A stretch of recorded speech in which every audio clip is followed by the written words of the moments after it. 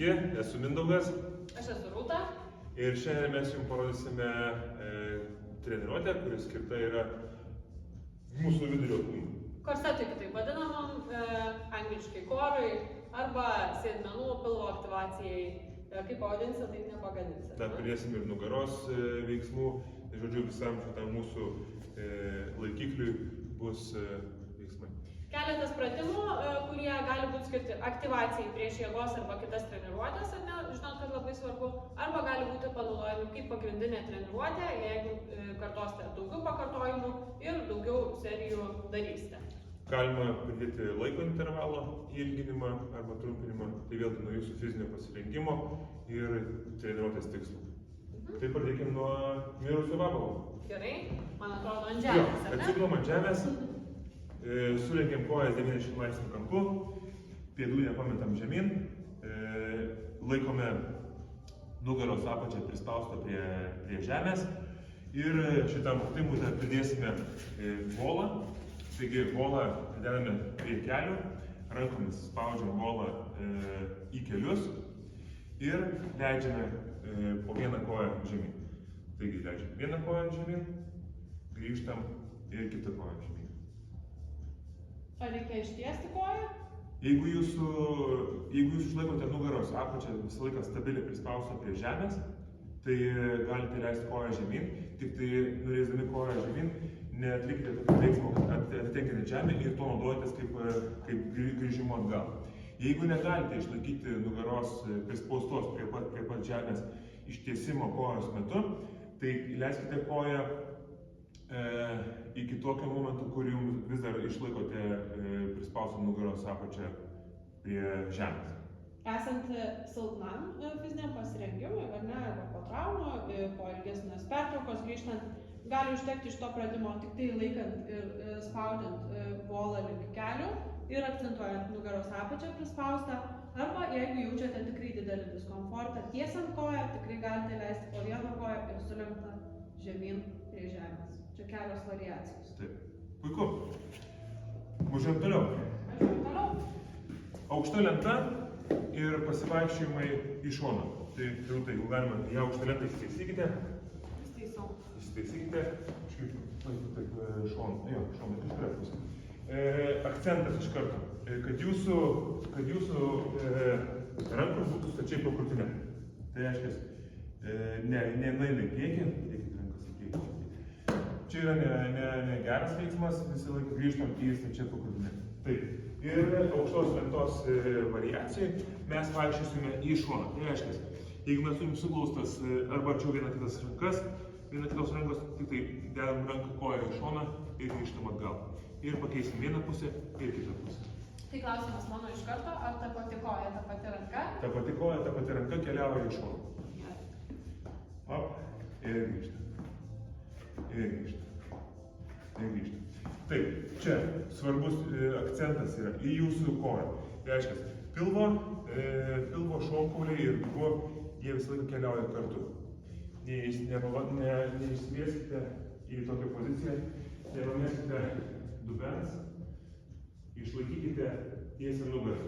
Ausis, petis, dubuo, tai būtų toj pačioj linijai. 3 taškai, į kurios akcentuotas. Irgi pakankamai gal svarbus dalykas dėl to, kad aš pati turiu šiek tiek jautrius riešus, tai lentos pozicija nebūna man itin patogi ir pastebiu, kad žmonėms irgi yra tų pačių bėdų, ne? Tai visą laiką galite lentos variacijas daryti ir ne ant delno, saugant riešus, o ant krumplių, ne?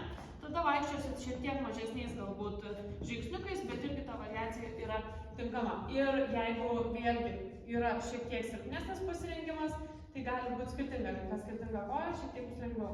Kaip pristaikite pagal save. Ir vėliau, bet prieš tai, jeigu dar yra tas fizinis šitas judesys per sunkus, naudokite atramą, kuri būtų jums aukščiau, ne? Pasivaikščiojant. Dar irgi svarbu paminėti lentoj, ką pastebėjau, ne, Mindaugas parodė labai stabiliai šitą judesį, bet pradedam daryti, labai dažnai mes norim šokti tvistą ir sukiotis lentoje vaikštant, tai visas pajėgumas smegenų turėtų būti į tą akcentą, kad vaikštant mes nesisukiotume, ne? Kuo stabilesnis dubuo. Važiuojam toliau. Važiuojam toliau, turiu gyros. Gerai. Gira man patinka. Taip. Šį kartą aš neparinkau tokios pačios lengviausios gyros tau, žinodamas, kad pakankamai stipriesi. Bet šiam pratimui reikės gyros, gumos, vėlgi nuo jūsų fizinio pasirinkimo. Jeigu fizinis pasirinkimas šiek tiek yra pradžia to fizinio pasirinkimo, tai galime nenaudoti šitų dviejų dalykų. Bet rodom pagrindinį variantą, kada pasiėmam girą. Paim girą. Ir pratimas bus toks. Turėsite pakelt priešingą koją, negu laikote girą. Dešinė mano atveju, ne? Jo, pakeliam. Koją keliam 90 laipsnių kampą. Ranką pasistengiam dabar pradžiai ištiesti. O, noriu nusverti mane? Taip. Pasisuksiu šiek tiek į kamerą, kad neužstočiau savęs. Jeigu esate su draugu, tai draugas gali jums padėti laikančiajam tą girą kažkaip tais išjudinti, destabilizuoti. Jeigu esate vienas ir norite pabandyti tokį pratimą, tai galite ranką kelti į priekį, galite šiek tiek lengvai. Galite būti pats savo draugas ir pagelbėti su švytariu. Taip. Akcentas pratime yra vėlgi nesikraipyti, nepamesti kojos, pati pamečiau ir kuo stabilesniam išbūti. Neleisti gerai arba kitam svoriui nusverti į šoną ir laikyti stabilumą. Būtent akcentuojant čia. Ir tada viena koja, kita koja, rankos pakeitimai ir panašiai. Čia, ne? Taip, tik tai vėl pradžia nuo čia ir galima tada... Kaip su Maksimos maišeliu. Tikrai taip. Gerai, dedu į šoną. Dedam į šoną. Ir paskutinis šiam kartui pratimas, tai bus nugariniai daliai ir plus dubuo, plus šiek tiek dar apšildysim ir rankas. Tai bus tricepsų nusileidimai, tricepsui ir dubens pakėlimas. Tai vėl atsisėdam žemės, visi patoginam. Aš dažniausiai rekomenduoju, kad jūsų pirštai būtų atsukti į kulnus, tai vėlgi nuo jūsų riešo patogumų į kurią pusę. Ir tikslas yra dabar jūsų pakelt dubenį į viršų, kiek išeina pakelt dubenį į viršų, opa, ir leidžiam žemyn dubenį šiek tiek, bet neliečiam žemės ir sulenkiam rankas. Tai reiškia, padarom tokį, ne? Tai čia bus tricepso nusileidimas, taip, ne? čia nusileidimas ir čia dubens pakėlimas.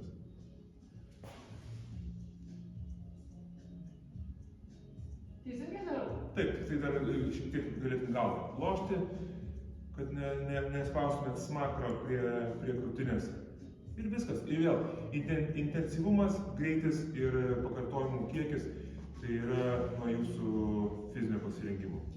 Aha, ir dar, kadangi dubens kėlimas yra toksai irgi jautrus pratimas, tai pasakysiu, niekada šito nedarykit išriestos nugaros pagalba, ne? Tai dubenį keliat tiek, kiek jūsų sėdmenys sugeba iškelti ir jums padėti, tačiau nepameskite irgi pilvo, pilvas visą laiką turi būti aktyvus ir saugoti jūs nuo per didelio išsilenkimo apatinės nugaros.